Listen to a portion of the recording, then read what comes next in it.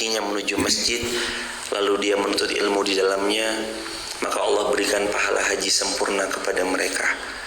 Dan Nabi juga pernah bersabda, sesiapa yang dia menuntut ilmu, Allah akan bersolawat untuknya, malaikat pun juga demikian, penduduk langit, penduduk bumi pun juga demikian, semut-semut di seluruh sarangnya di dunia ini juga demikian, dan semuanya bersolawat pada orang-orang yang mengajarkan kebaikan kepada manusia.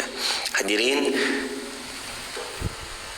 hari ini insya Allah kita mau tilawah sekaligus tadabbur Quran surah Ali Imran ayat yang ke-90. Hari ini juga kalau Allah mengizinkan kita akan masuk ke juz yang keempat. Nggak kerasa sudah 3 juz, sekarang mau masuk juz yang keempat. Insya Allah kalau Allah ridhoi, Allah mudahkan, pelan-pelan semoga nanti kita bisa khatamkan bukan cuma Al-Quran dan terjemahannya, tapi Al-Quran, terjemahannya juga tafsir-tafsiran para ulama. Dengan segala keterbatasan yang kita punyai, yang kita miliki, semoga Allah ridho kepada kita semua insya Allah. A'udzu billahi minasy syaithanir rajim. 1, 2, 3. A'udzu billahi minasy syaithanir rajim. Bismillahirrahmanirrahim.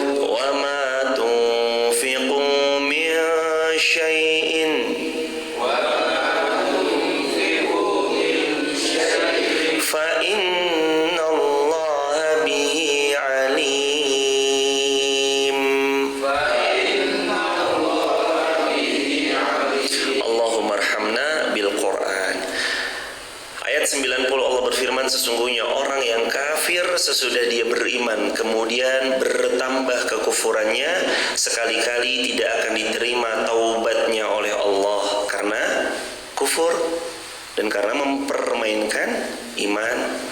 Dan mereka itulah orang-orang yang dhallun,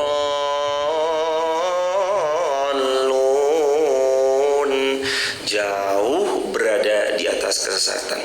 Sesungguhnya orang-orang yang kufur lalu mati sedangkan mereka tetap dalam keadaan kekufurannya, maka tidak akan diterima dari seorang di antara mereka emas sepenuh bumi walaupun dia menebus diri dengan emas sebanyak itu. Wow, ada manusia yang punya emas sepenuh bumi? Kayaknya nggak ada ya jemaah. Bagi mereka itulah siksa yang pedih, sekali-kali mereka tidak akan memperoleh penolong seorang pun. Wa ma lahum min nasirin, nggak ada yang menolong. Nah, ayat 92 ini masuk ke juz yang keempat. Lan tanalul birra hatta tunfiqu mimma tuhibbun wa ma tunfiqu min syai'in fa innallaha bihi alim. Tidak akan sampai kalian pada puncak kebaikan sebelum kalian menginfakkan apa yang paling kalian cinta, dan apa saja yang kalian sedekahkan infakkan, sungguh Allah Maha tahu atas itu semua. Hadirin jamaah yang dirahmati Allah, jamaah yang kami hormati, kami cintai, Masjid Fatimah Garung, juga jamaah online yang ada di rumah. Hari ini dengan segala keterbatasan kita mohon pertolongan kepada Allah. Semoga Allah ridho dengan apa yang mau kita bahas, apa yang mau kita pelajari. Dan jangan lupa ya jamaah, ingat selalu bahwa rumus kita IA. Ilmu harus digandeng dengan amal. Ilmu, amal, ilmu, amal. Karena begitulah para ulama. Jangan sampai ngajinya kita ini hanya sekedar datang, duduk, masuk kuping kanan, keluar kuping kiri. Bahkan ini bukan lagi masuk kuping kanan, keluar kuping kiri, itu masih mending. Berarti masuk kuping kanan, keluar kuping kiri, ada transit di tengah-tengahnya. Tapi ini nggak masuk kuping kanan, juga nggak masuk kuping kiri.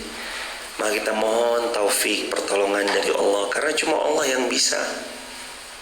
Hadirin jamaah yang dirahmati Allah, karena sejatinya jamaah, saat ilmu ini dipelajari, saat ilmu ini kita sama-sama belajar, yang benar-benar akan disebut orang yang belajar adalah mereka yang membersamai. Apalagi kalau rutin, baik offline, online juga demikian. Apalagi kalau sampai offline datang. Tentu hadirin, ini semua nikmat dari Allah. Semoga nikmat yang seperti ini terus Allah langgengkan. Kita bisa setiap subuh bersama ilmu, bersama ayat-ayat Allah, bersama hadis-hadis Rasulullah Muhammad sallallahu alaihi wasallam. Ingat ya, orang yang mempelajari, kata Nabi, orang yang mempelajari satu ayat dari ayat-ayat Allah, mereka mengkajinya, mentadaburinya, memahaminya, mengamalkannya, itu lebih baik daripada dia mendapatkan satu unta merah. Maka dua ayat yang dia pelajari lebih baik daripada dua unta merah. 3 ayat lebih baik daripada 3 unta merah, dan begitu seterusnya. Maka kalau pagi hari ini Allah berikan taufik kita bisa mengkaji, itu mahal luar biasa jamaah. Semoga iman tetap terpatri dalam hati, istiqomah sampai husnul khatimah. Orang-orang yang kufur sesudah beriman. Jadi awalnya mereka siapa? Orang beriman. Lalu mereka kemudian kufur. Ada kaidah, kekufuran itu satu, nyata kekufurannya sejak awal tanpa beriman. Yang kedua, dia beriman lalu dia terombang-ambing dengan keimanannya, mohon maaf lebih tepatnya, lalu dia awalnya dia beriman lalu dia terombang-ambing dengan godaan-godaan dunia yang datang padanya, dia menggadaikan imannya, melepas imannya, lalu memeluk kepada kekufurannya, waliyazubillah. Nah, kondisi yang pertama, kalau jelas kufurnya punya potensi jamaah, walaupun sama-sama 50-50 ya, boleh jadi menerima kebaikan yang disampaikan atau tetap menolak, gengsi, karena faktor gengsinya. Tapi kalau yang kedua, awalnya beriman lalu kemudian jadi kufur, agak-agak lumayan sulit membuat mereka yang tadinya beriman kemudian kufur kembali kepada imannya. Walaupun sekali lagi, tentang kuasa Allah tidak satupun ada yang sulit bagi Allah. Tapi saat mereka mempermainkan imannya, sudah ada benih-benih kerusakan dalam relung jiwanya. Nah hadirin jamaah yang dirahmati Allah, Allah itu mengingatkan ada karakter yang pertama, kafir sesudah beriman.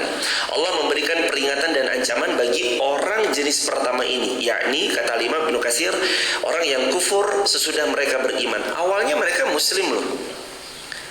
Awalnya mereka itu taat, awalnya mereka itu paham agama, awalnya mereka ini adalah orang yang salih, awalnya mereka ini adalah yang baik namanya, harum namanya, dekat dan lekat dengan ilmu. Tapi ternyata malah diputar balikan itu semua, bukannya untuk membuat dia semakin taat, tapi semakin bermaksiat sama Allah. Dengan terus-menerus berada dalam kekufurannya, bahkan wafat dia, mati dia di atas kekufurannya. Ada ayat yang kemarin kita pelajari, mohon maaf, ada ayat yang besok kita temui dalam Al-Quran, ayat 100 ke atas, Ali Imran, ini kan ayat 92, 90, 91, 92. Nanti di ayat 100-an kita ketemu sama kalimat ya ayyuhalladzina amanu taqullaha haqqa tuqatih wa la tamutunna illa wa antum muslimun. Wahai orang beriman sekalian, bertakwa kalian semua kepada Allah, jangan kalian mati kecuali dalam keadaan beriman. Maka orang yang bertakwa sudah pasti jemaah, selama ketakwaannya dia jaga, dia teguhkan, Allah nanti akan karuniakan kepadanya hingga wafat dalam keadaan tetap bertakwa dan beriman sama Allah Subhanahu wa taala. Karena memegang teguh keimanannya.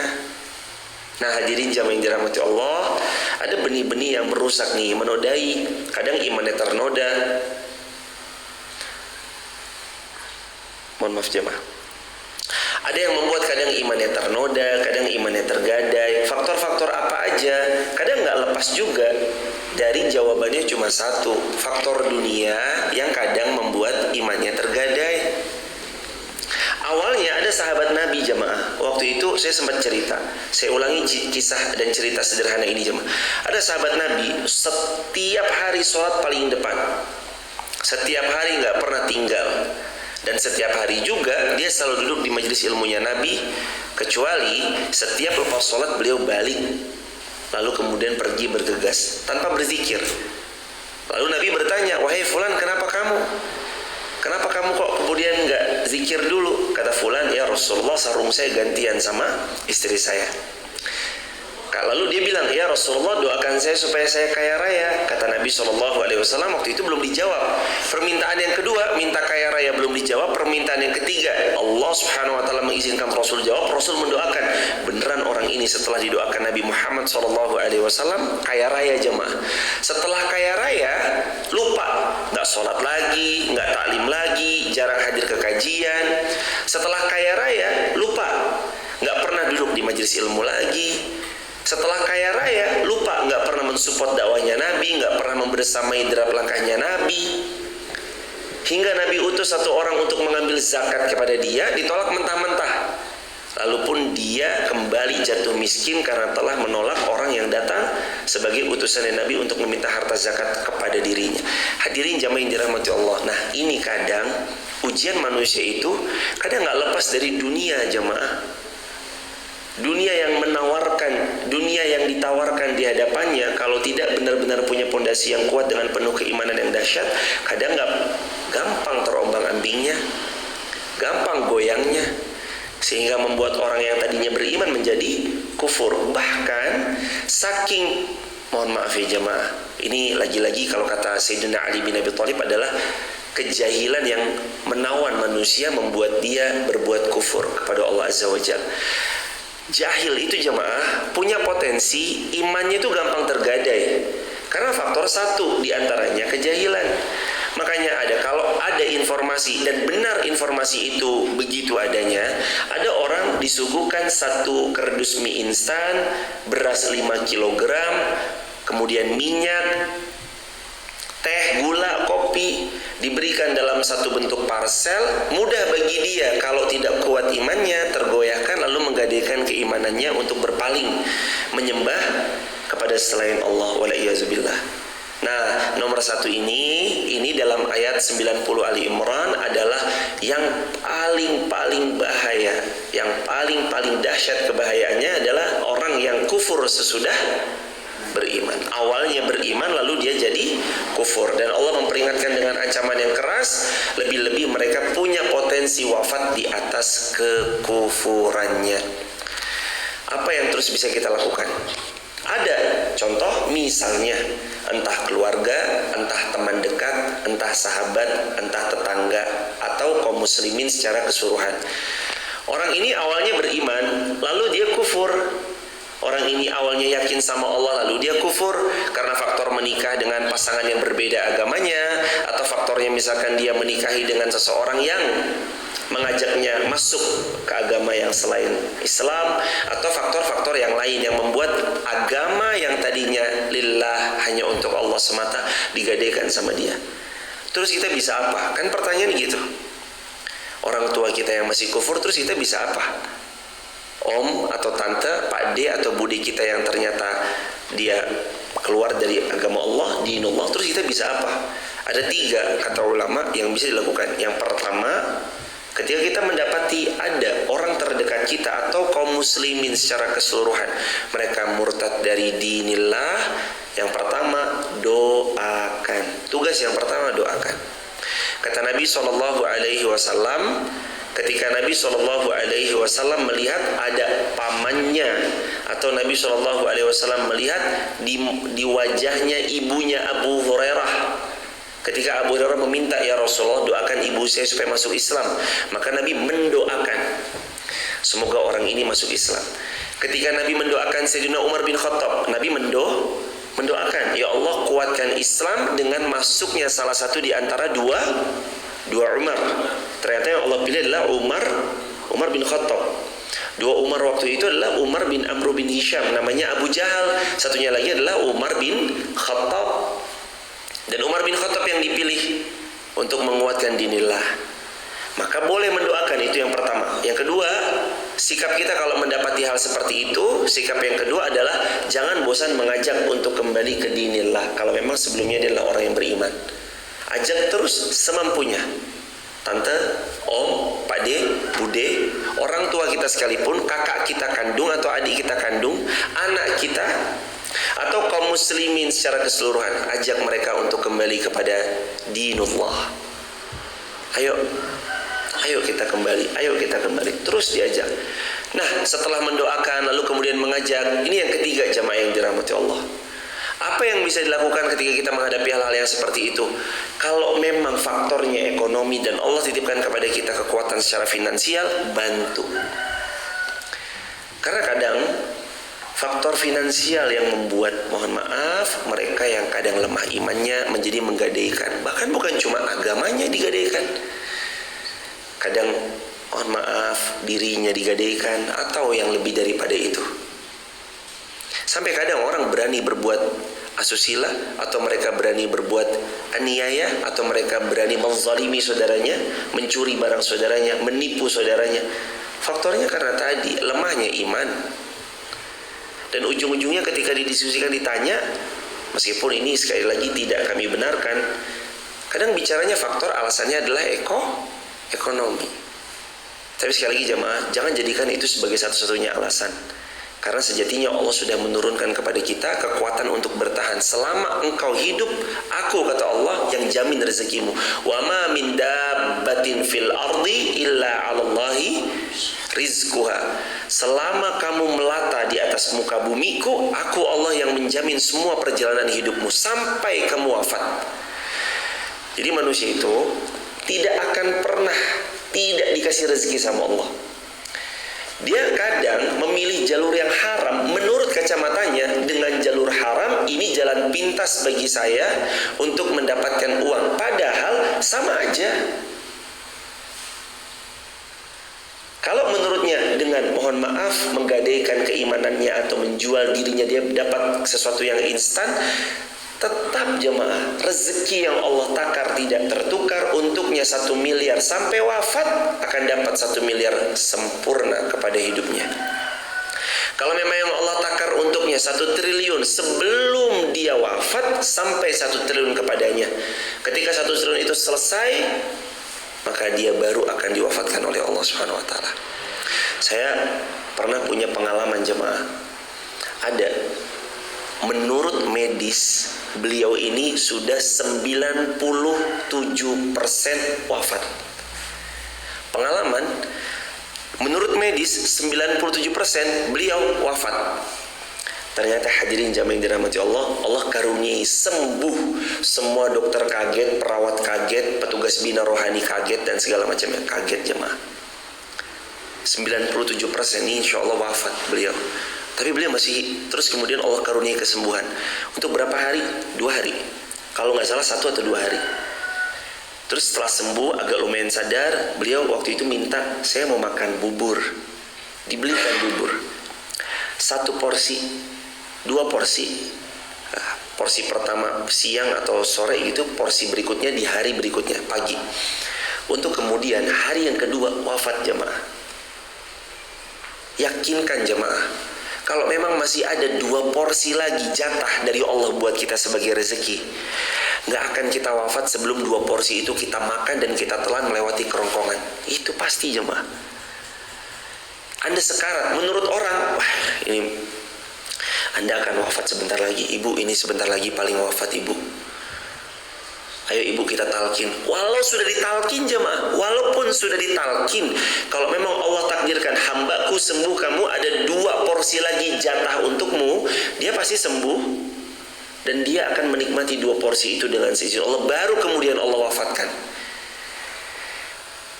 Jadi nggak usah ragu hadirin.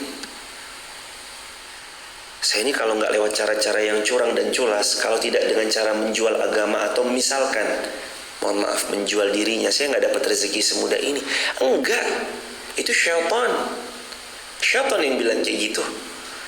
Dengan cara halal, uang itu akan sampai ke kita. Dengan cara haram pun akan sampai. Tapi bedanya, yang halal penuh dengan keberkahan, tersemai dengan keindahan. Yang haram membahayakan, memadorotkan. Yang haram bahaya jemaah. Kata Nabi SAW, barang siapa yang mengkonsumsi dari makanan yang haram, fannaru aula bihi, maka neraka lebih berhak atas dirinya. Neraka itu lebih berhak atas dirinya karena keharaman yang dia punya, yang dia konsumsi. Wal'iyazubillahi min dzalik. Maka pastikan yang diterima adalah yang halal, yang dicari adalah yang halal, yang dikonsumsi adalah yang halal. Dicari dengan proses-proses yang halal. Beristighfar, taubat kepada Allah. Jamaah subuh, kita nggak pernah bisa mengelakkan bahwa masing-masing kita pasti butuh dengan uang. Kita nggak elakkan itu jemaah. Masing-masing kita tetap hidup di dunia, yang mana di dunia ini alat transaksi tukar menukar kebutuhan kita. Beli beras itu dengan uang. Kita nggak menafikan itu. Kita butuh akan itu. Tapi yakinkan selama kita hidup tidak akan pernah Allah biarkan terlantar. Pasti rezeki itu Allah datangkan sesuai yang sudah Allah takar. Mau diambil dengan cara curang ataupun cara yang halal, uang itu akan tetap datang. Rezeki itu tetap akan Allah bagikan kepada tiap-tiap hamba yang beriman ataupun yang belum beriman. Hadirin, saking maha rahmannya Allah, maha pengasih, semua dikasih sama Allah. Ar-Rahman dikasih, mau yang kufur, mau yang beriman, dikasih semuanya. Maka nggak perlu ragu, berusahalah kepada yang halal, tetapkan hati kita untuk tetap condong kepada yang halal-halal. Sebelum kita wafat, rezeki kita pasti tertuang sempurna. Dan tidak akan pernah kita wafat sebelum rezeki itu sempurna Allah bagikan kepada kita. Jadi 3 hal tadi kalau kita mendapati ada saudara kita yang murtad atau kufur, keluar daripada dinullah. Dan Allah mengabarkan bahwa tobat mereka menjelang datangnya ajal tidak akan pernah diterima jikalau mereka mempermainkan agama. Wal'iyazubillahi min dzalik. Dan Allah mengabarkan taubat mereka yang sudah mencapai ke kerongkongannya tidak diterima Allah, lebih-lebih karena mereka mempermainkan agama Allah. Taubat itu diterima kalau sekarang. Jamaah Masjid Fatimah Garung, jamaah TikTok dan sosial media lain, YouTube, Instagram. Kalau kita mau kembali kepada Allah, mau bertobat, sekarang waktunya. Jangan ditunda. Jangan bilang besok karena besok belum milik kita. Jangan bilang nanti karena kita nggak pernah tahu 10 menit lagi apa yang terjadi. Bersegera. Waktu subuh, waktu yang indah. Malaikat menyaksikan kita yang lagi belajar. Malaikat melihat kita. Bahkan Allah selalu mengawasi derap langkah kita. Saatnya kembali kepada Allah, jangan pernah ditunda-tunda. Karena kata Nabi, innallaha yaqbalu taubatal abdi ma lam yughargir. Allah tetap akan menerima taubatnya seorang hamba selama nafasnya, nyawanya belum sampai di kerongkongan. Kalau dulu ada orang sedang masa jaya-jayanya, bisa Allah panggil pulang sedang dia lagi dalam keadaan berjayanya. Punya rumah, mobil, popularitas, dan segala kenikmatan dunia yang ada dalam genggaman dan pangkuannya. Allah panggil pulang. Lagi berjaya, Allah panggil pulang.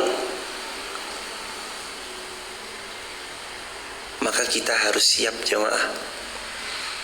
Menurut kita, saya akan berjaya besok umur 33 tahun. Kata siapa umur kita sampai? Besok saya berjaya umur 40. Besok saya akan sukses punya A sampai Z ketika umur 45 tahun. Apakah ada yang menjamin umur kita sampai? Enggak. Enggak ada yang menjamin. Karenanya hadirin jamaah yang dirahmati Allah, perhatikan sabda Nabi yang mulia tadi.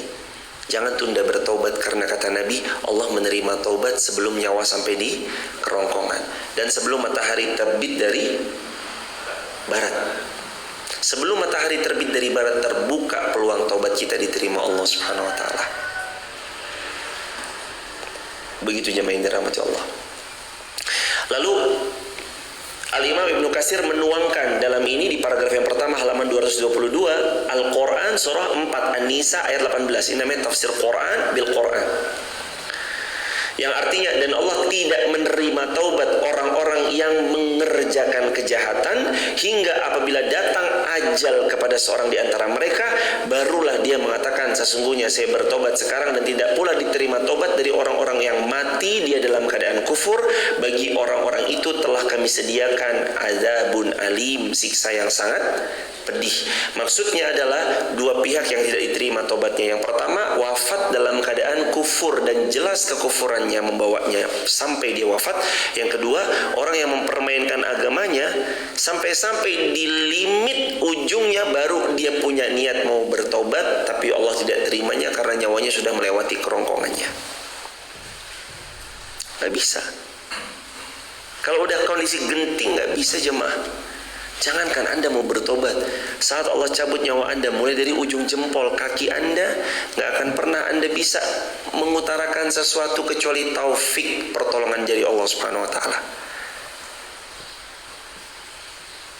Bahkan dalam beberapa asar yang pernah kita kaji, yang pernah kita baca juga dalam kitab Riyadhus Shalihin, orang-orang fasik, zindik, munafik, kufur, dicabut nyawanya mereka seperti apa?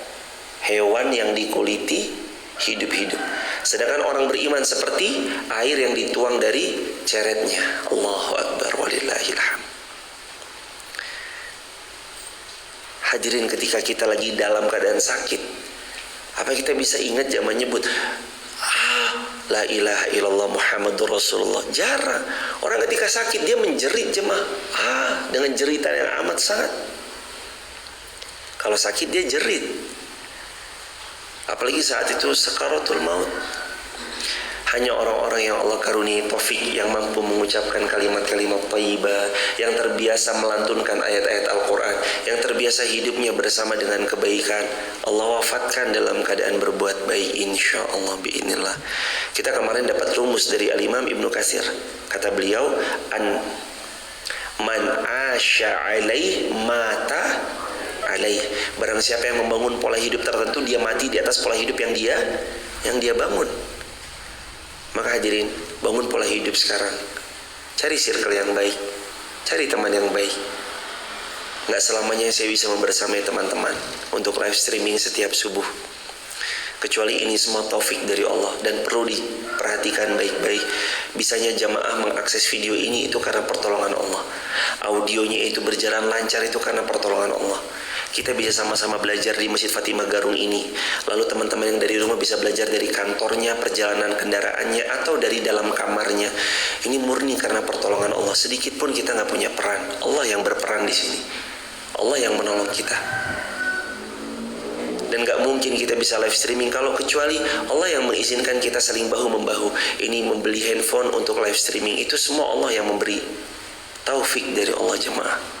Karenanya walitukabbirullaha ala ma hadakum. Walitukabbirullah, ayo besarkan Allah, ayo agungkan Allah, ala ma hadakum, atas nikmat hidayah yang sudah kita terima. Walitukabbirullah ala ma hadakum, ayo agungkan Allah, besarkan Allah, ala ma hadakum, atas hidayah yang kita dapat, atas hidayah yang kita terima. Karena kita nggak mungkin bisa begini jemaah. Kita nggak mungkin bisa begini. Hadirin, Allahu Akbar walillahil hamd. Mungkin ada kajian setahun sekali yang dihadiri oleh ribuan, misalnya setahun sekali tapi ribuan. Tapi sungguh jemaah, yang paling Allah suka kan bukan hanya sekedar besar sekali lalu menguap nggak ada hasil. Tapi yang Allah suka kan yang rutin, wa in qalla, walaupun cuma 2, 3, 4, 5, tapi adwam, yang rutin, yang kontinu, yang istiqamah. Ada seorang guru pernah cerita, kalau beliau menggelar tabligh akbar itu yang datang luar biasa, alun-alun penuh, jalan-jalan penuh. Beliau bilang kayak gini, santri-santri saya bukan beliau-beliau semata yang datang setahun sekali, 2 tahun sekali, lalu kemudian tidak mengamalkan apa yang disampaikan. Tapi santri saya sesungguhnya adalah mereka-mereka yang pagi, siang, sore, malam membersamai saya.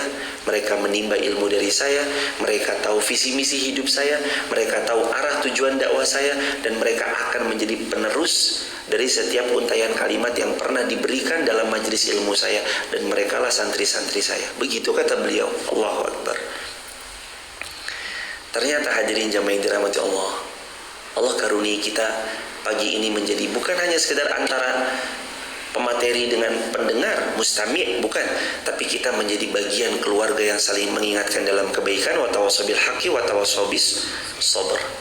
Ayo kuatkan iman, jangan mati dalam keadaan kufur. Termasuk doakan kami jemaah, doakan saya, doakan keluarga saya, doakan buah hati kami, doakan jemaah. Kami mendoakan antum semua insyaallah. Kami juga mohon didoakan agar supaya terus istiqomah, karena jalan ini panjang dan banyak tawaran-tawaran yang kadang, mohon maaf, kalau tidak kuat iman bisa menggadaikan keimanannya hanya karena 1 dan 2 rupiah atau hanya beberapa keuntungan duniawi semata. Karena salinglah mendoakan antara sesama kaum muslimin. Lan tuqbala taubatuhum wa ulaika humud dhallun. Di ayat ini Allah berfirman, mereka tidak akan pernah Allah terima taubat-taubatnya, dan mereka itulah orang-orang yang dhal, berada dalam keadaan kesesatan yang nyata, yakni orang-orang yang keluar daripada kebaikan, keluar daripada cahaya menuju kepada sesatnya kegelapan yang sangat gelap. Al-Hafiz Abu Bakar Al-Bazzar meriwayatkan dari Sayyidina Abdullah bin Abbas radhiyallahu anhuma. Sayyidina Abdullah bin Abbas mengatakan bahwa ada suatu kaum yang menyatakan diri mereka masuk Islam, lalu mereka mempermainkan pernyataannya, mereka keluar lagi dari Islam, kemudian mereka memeluk Islam lagi, lalu kemudian mereka keluar dari Islam. Berarti berapa kali? 2 kali masuk Islam. Kata ini Sayyidina Abdullah bin Abbas. Ceritanya Sayyidina Abdullah bin Abbas, ada orang masuk Islam, berarti sebelumnya kufur, lalu kufur, masuk Islam lagi, lalu kufur. Setelah Islamnya 2 kali dia keluar dari agama Islam. Kemudian mereka mengirim utusannya kepada kaumnya untuk mempertanyakan ihwal mereka kepada Rasulullah SAW. Maka ketika itu ditanyakan, ya Rasulullah, ini ada orang kufur, beriman, kufur lagi, beriman lagi, kufur lagi. Jadi kufur, beriman, kufur lagi ya Rasulullah. Lalu ditanyakan nih perihal tadi kepada baginda Rasulullah Sallallahu Alaihi Wasallam. Lalu ketika itu ditanyakan kepada Rasulullah, turunlah ayat ini. Allah tidak akan menerima taubat mereka yang mempermainkan dalam perihal agamanya. Allahu Akbar walillahil hamd. Dan mempermainkan agama ini hadirin, nanti diluaskan bahasanya, tidak cukup hanya sekedar iman kufur, tapi nanti tahu ilmunya tapi nggak dijalankan. Ini tembakan buat diri saya pribadi yang sering berbicara. Semoga Allah mudahkan kita untuk mengamalkan tiap-tiap ilmu yang kita punya. Karena kalau kita mau meluaskan, mempermainkan agama di sini juga sudah tahu tetap dilanggar, tahu ini haram tetap ditarabas, tahu ini keliru nggak peduli, sehingga membuat seolah-olah kita kayak nggak ngajeni Allah, nggak menghormati Allah. Orang itu kalau hormat sungkan jamaah. Ini orang udah baik banget sama saya nggak mungkin ngecewain beliau. Ini orang udah tulus banget sama saya nggak mungkin membalas ketulusannya dengan pengkhianatan, kecuali orang-orang yang memang sudah Allah tutup hatinya, Allah butakan hatinya, sensor kebaikannya mati, mungkin aja dia melakukan hal itu. Tapi jemaah, kalau orang hatinya hidup, kalau ada orang pernah berbuat baik sama dia, dia sungkan mau ngecewain orang yang telah pernah berbuat baik sama dia. Apalagi Allah udah baik sama kita. Kurang apa Allah? Nafas gratis, mata gratis, telinga gratis mendengar, lisan gratis bicara, hidung gratis mencium aroma yang baunya wangi luar biasa, nafasnya gratis, jantung, pembuluh darah, paru-paru, ginjal, semuanya bekerja dengan cara gratis dan cuma-cuma. Kurang baik apa Allah? Allah udah begitu baiknya sama kita. Lalu kita mengkhianati Allah? Di mana kewarasan kita jemaah? Allahu Akbar walillahil hamd. Jadi jangan sampai kita mempermainkan perihal soalan agama. Innal ladzina kafaru wa matu wa hum kuffar. Lalu ayat 91-nya, sesungguhnya orang-orang yang kafir dan mereka mati dalam keadaan kuffar, di dalam kekafirannya, fala yuqbala min ahadihim mil'ul ardi dhahaban walau iftada bih. Tidak akan pernah Allah terima dari mereka sedekah satu bumi, itu semua emas yang mereka miliki dan mereka sedekahkan untuk menolong agama Allah, tidak diterima. Allahu Akbar.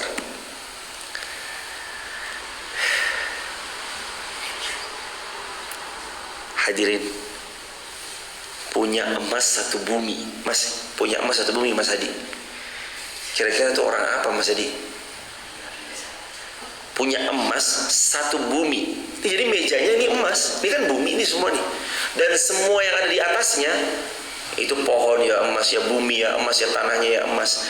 Tiap genggam pasir yang kita serok begini, yang kita ambil, tiap genggam tanah itu emas semua.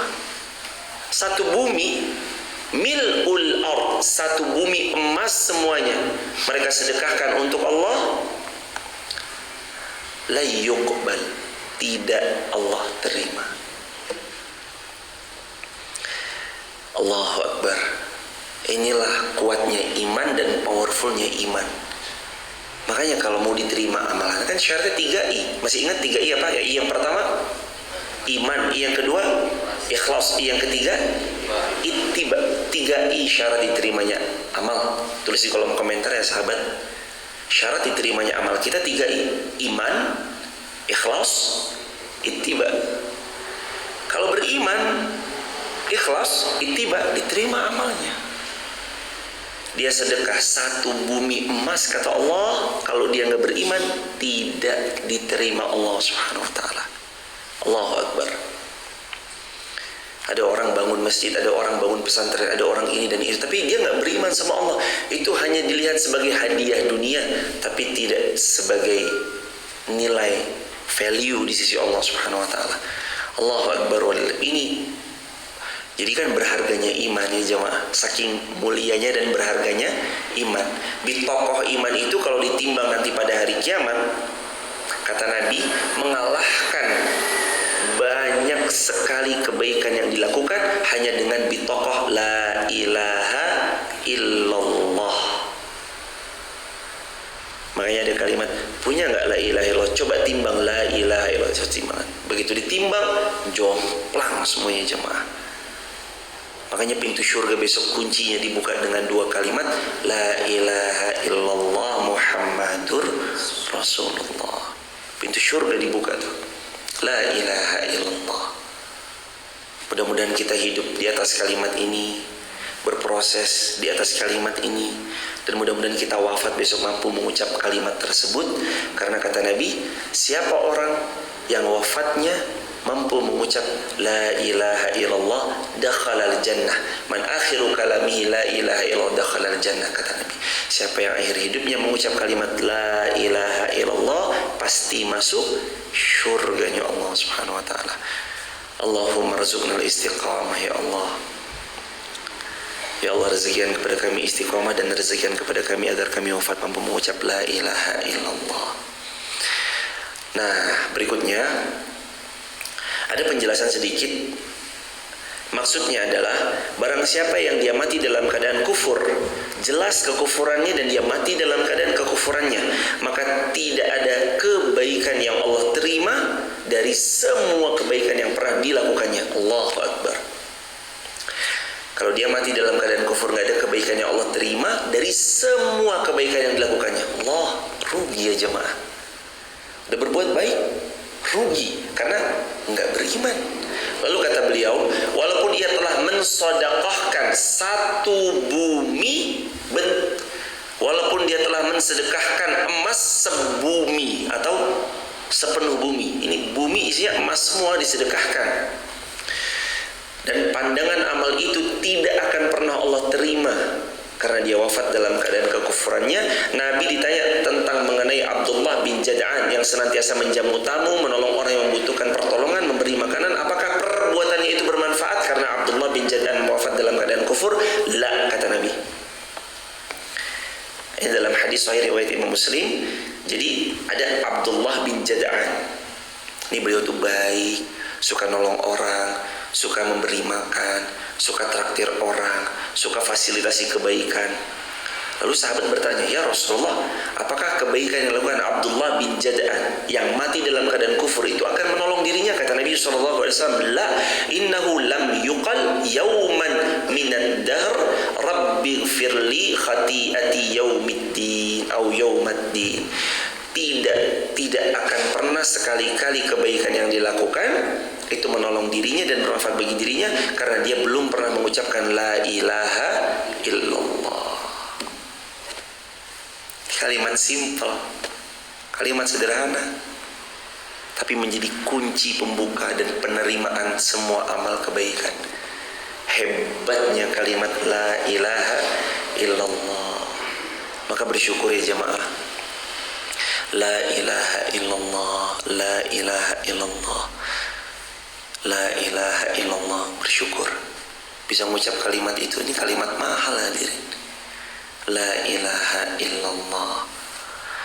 Nah, berikutnya, demikian halnya jika ia menebus dirinya dengan emas sepenuh bumi supaya terhindar dari azabnya Allah sebab wafatnya dalam keadaan kufur dan tidak beriman, maka emas sepenuh bumi itu tidak akan pernah Allah terima, sebagaimana firman-Nya, wala yuqbalu minha adlun wala tanfauha syafa'atun.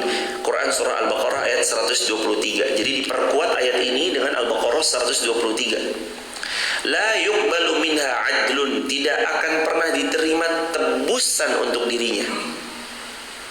Nabi SAW itu jadi satu ketika pernah jemaah mendoakan pamannya yang wafat dalam keadaan kufur, Abu Talib. Lalu Allah turunkan ayat, Muhammad, tidak layak bagimu mendoakan orang yang wafat dalam keadaan kufur. Dan hadis itu, ayat itu menjadi petunjuk bagi kita tidak mendoakan setelah wafatnya dalam kekufuran. Kalau dalam keadaan hidup boleh mendoakan supaya dapat hidayah. Tapi kalau sudah wafat nggak boleh memohonkan ampun. Lalu jamaah yang dirahmati Allah, kata Allah, tidak berguna tebusan untuk mereka yang wafat dalam keadaan kufur. Terus yang kedua, wala tanfa'uha syafa'ah, dan dia yang wafat dalam keadaan kufur tidak akan pernah sedikit pun mendapat syafaat, pertolongan. Nggak ada yang nolong. Nggak ada yang nolong. Bayangin jemaah, Abu Thalib itu kurang apa hadirin? Yang support dakwah Nabi siapa? Beliau. Yang membackup Nabi siapa? Beliau. Ada yang macam-macam sama keponakan saya, urusannya dia sama saya. Dia menjahili atau dia melukai keponakan saya Muhammad, maka dia menyakiti saya. Kurang apa Abu Thalib? Hartanya, waktunya, tenaganya, bahkan kekuasaannya pun didikdayakan untuk mensupport Rasulullah SAW. Dan ini yang minta Rasulullah, ingin memohonkan ampun setelah beliau wafat dalam keadaan kufur, tapi Allah nggak memperbolehkan. Kalau Rasul saja nggak boleh, apalagi kita jemaah. Rasulullah SAW nggak boleh, apalagi kita. Kalau Nabi mau nolong, tentu saja bisa-bisa, tapi tetap nggak bisa. Wala tanfa'uha syafa'ah, tidak akan pernah ada syafaat kalau wafat dalam keadaan kufur. Juga dikuatkan dalam Al-Quran surah Ibrahim ayat 31, min qabli ayyatiya yaumul la bay'un fihi wala khilal, pada hari kiamat, hari di mana tidak ada jual beli dan tidak ada lagi persahabatan. Hadirin jamaah ini rahmat Allah, hari ini kita ada jual beli, hari ini kita bersahabat, saling backup. Besok nggak ada. Hari ini Anda bisa bayar, besok tidak. Hari ini Anda bisa telepon sahabat, handai tolan, Pak tolong dong dimudahkan ya, Pak tolong ya, kan kita teman. Di sana nggak ada. Nafsi, nafsi. Tadi kami baca ayatnya. Waja'a rabbuka wal malaku saffan saffa. Pada hari besok kalian melihat malaikat berbaris begitu banyaknya. Dan ingat kemarin kata Nabi Muhammad SAW, Nabi mengatakan satu orang pendosa diikat 70.000 rantai, satu rantai dijaga oleh 70.000 malaikat. 70.000 rantai dijaga, satu rantainya 70.000 malaikat. Fa'aina tadhabun, mau kemana jemaah?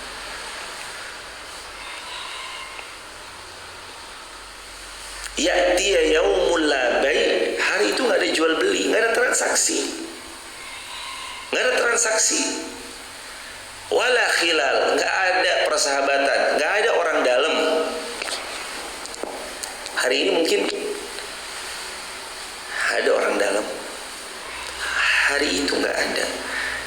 Jamaah bisa nyogok malaikat? Nggak bisa.